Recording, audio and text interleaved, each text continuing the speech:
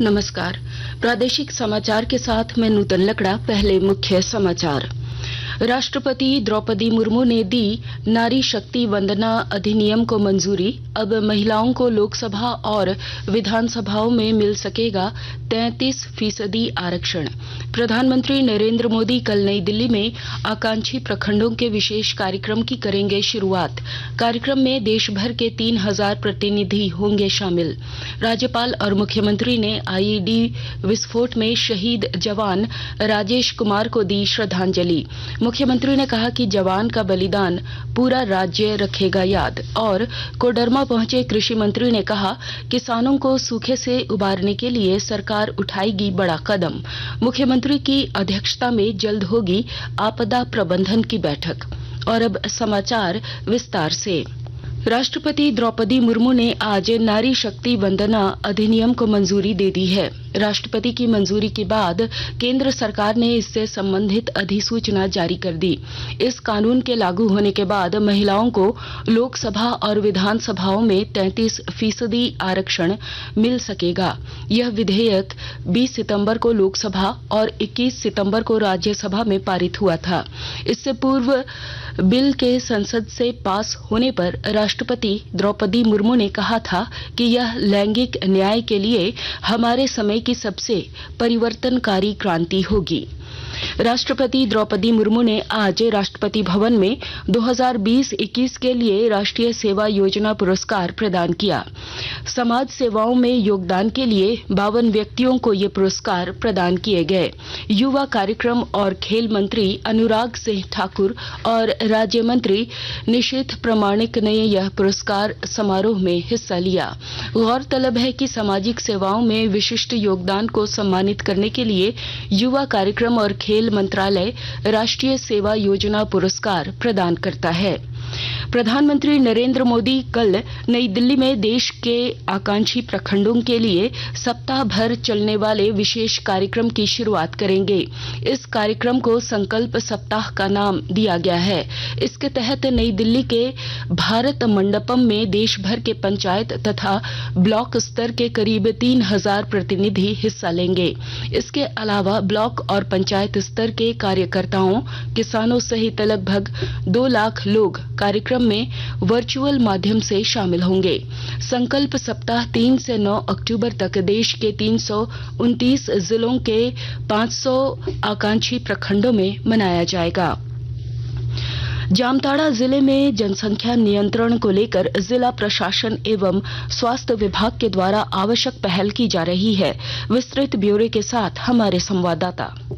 जामताड़ा जिले में जनसंख्या नियंत्रण को लेकर जिला प्रशासन एवं स्वास्थ्य विभाग के द्वारा आवश्यक पहल की जा रही है। उपायुक्त शशिभूषण मेहरा ने कल संबंधित विभाग के अधिकारियों के साथ बैठक कर फैमिली प्लानिंग की विधियों की जानकारी आम जन को देकर जागरूक एवं अपनाने के लिए प्रेरित करने का निर्देश दिया। इस क्रम में उपायुक्त ने जिले के प्रखंड क्षेत्रों में परिवार नियोजन कार्यक्रम के तहत सास बहू पति सम्मेलन एवं परिवार कल्याण दिवस का नियमित आयोजन करने को लेकर संबंधित अधिकारियों को आवश्यक दिशा निर्देश दिया। उपायुक्त ने पुरुष नसबंदी एवं बंध्याकरण के फायदे के बारे में जानकारियां देकर आम लोगों को प्रोत्साहित करने का निर्देश दिया। सुभाष प्रसाद सिंह, आकाशवाणी समाचार, जामताड़ा।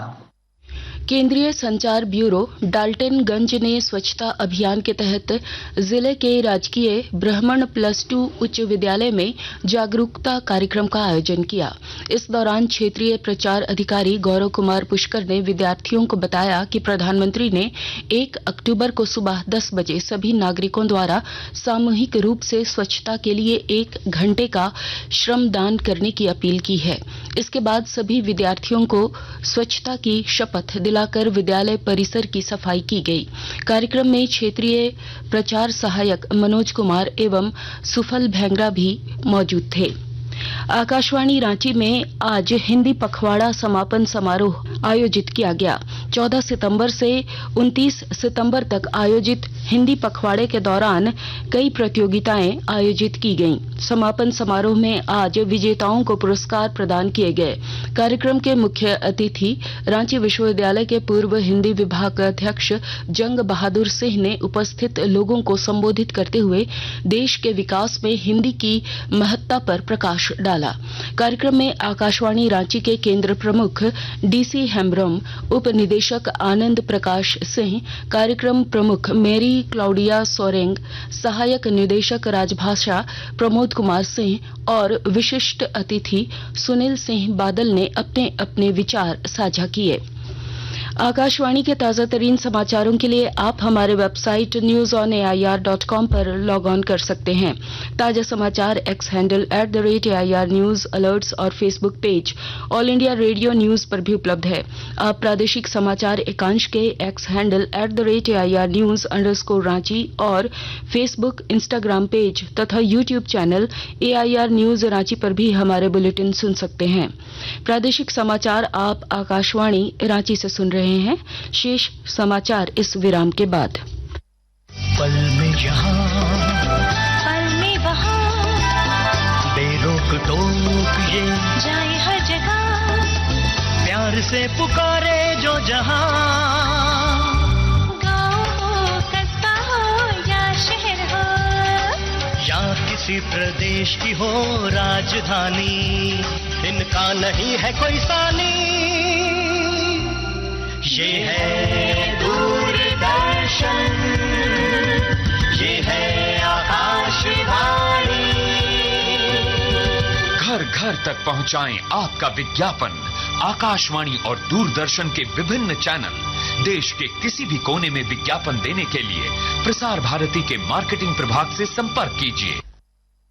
प्रादेशिक समाचार में आपका एक बार फिर स्वागत है। राज्यपाल सीपी राधाकृष्णन और मुख्यमंत्री हेमंत सोरेन ने आईईडी विस्फोट में शहीद कोबरा बटालियन के जवान राजेश कुमार को श्रद्धांजलि दी है। इससे पूर्व राज्यपाल और मुख्यमंत्री ने रांची के धुर्वा स्थित सीआरपीएफ कैंप जाकर शहीद जवान के पार्थिव शरीर पर पुष्प चक्र अर्पित किए। इस अवसर पर मुख्यमंत्री ने कहा कि राज्य को नक्सल मुक्त करने के लिए जवान राजेश कुमार ने अपने सर्वस्व न्यौछावर किया है। इनके बलिदान को पूरा राज्य याद रखेगा। उन्होंने कहा कि नक्सल मुक्त अभियान जरूर सफल होगा। हमें अपने जवानों पर गर्व है। मुख्यमंत्री ने शहीद जवान के परिजनों के प्रति गहरी संवेदनाएं प्रकट की।